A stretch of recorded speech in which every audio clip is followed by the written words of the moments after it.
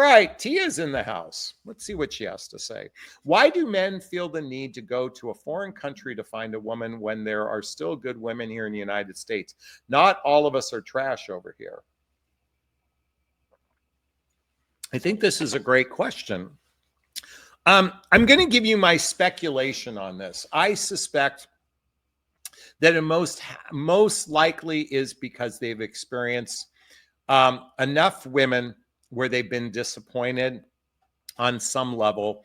And I believe one of the primary reasons why men go to another country to get a woman is that woman usually is radically grateful to be in the United States. I think it's a reflection of gratitude. I think if you were born here, your standards might be radically high, which it should be. But I think in many cases, do you know the number one complaint men have after divorce? They didn't feel appreciated by their spouse. I believe that's the number one complaint, besides the lack of sexual intimacy. From that framework, most men say, even good men that have gone through divorce, they felt underappreciated for their efforts. So the reason why men go overseas is because those women are grateful to get a green card. They're more accommodating. Some cases, they're more subservient to the man's desires. And if the man is financially supporting them, in many cases, they want a subservient person. That's not the case here in the United States. This is the reality. I'm not saying it's right. It's what I'm speculating might be the case. So that might be why men go to foreign countries to meet women. That might be a reason why. So, okay. I hope that answered your question. Hey, I'd like to hear your thoughts on what I just shared. Post a comment below if you agree with that or not. I'd like to hear it. And if you want to connect with me, there's links below as well. I'd love to hear your thoughts on this one. This is a really interesting question. I believe that's the primary reason, is they want somebody who is most likely agreeable, accommodating, and grateful. So Tia, thanks for that question. Really appreciate it.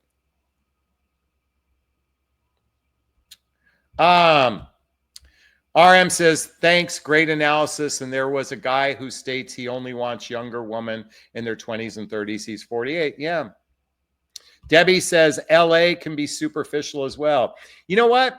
I think New York is slightly more, it just seems to, this is my judgment, just because I sometimes don't like the superficiality or the superiority of New Yorkers. But I just feel like they act more superior than LA people. But for all I know, LA people act superior in New York. So I don't know.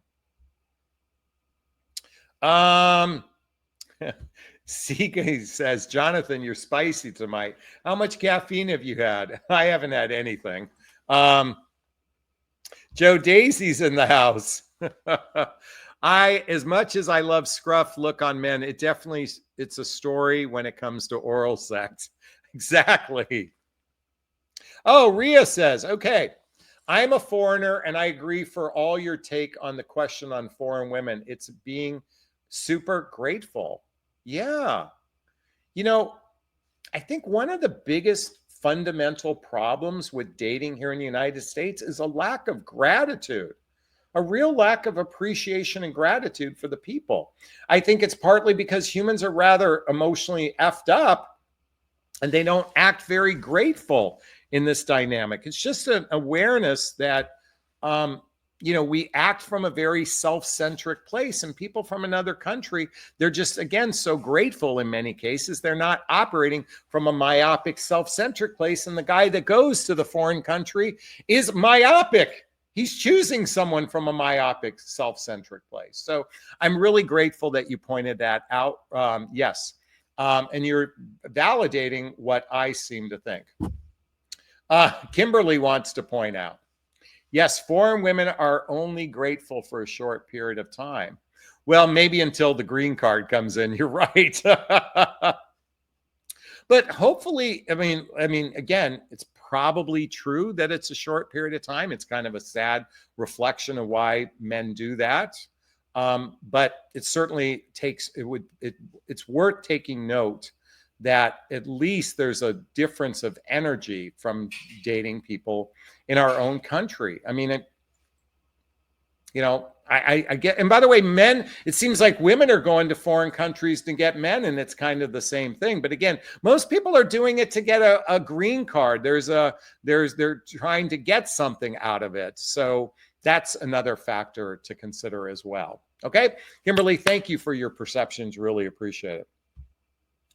RM Bells wants to point out something. I've been told it's nearly impossible to get a green card anymore through marriage. I don't know if that's the case. That might be the case. It might be difficult to get a green card, but from what I understand, like you get I believe it can take 2 to 5 years. Certainly, I don't think they're going to kick you out if you're married. Well, but you got to get married. The trick is to get the 90-day visa and that sort of thing. So anyways, that's just my reflection. Hey, I'd love to hear your thoughts on that. Post a comment below. I do my best to read them all in the first 24 hours. Oh, well, RM Bell said, my friend told me he was able to get one in his 90s for her husband. So, okay, there you go. All right, again, I'd like to hear your thoughts. Post a comment below.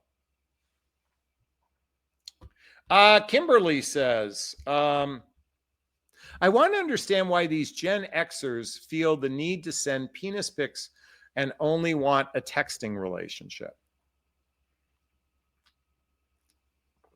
It's a great question. So I think somehow, I don't know where this got started, but somehow by sending a dick pic, it would create excitement for the woman. I don't get that. I think if two people sent pictures of their body parts because they're having phone sex, that's one thing. But to arbitrarily send a dick pic, I don't get it. I really don't get it. And texting relationships. So it seems to me that human beings are rather lonely. They want connection, but they don't want to do the serious work of building a relationship with someone. So today, it's simply easier to have a text relationship with someone that fills those needs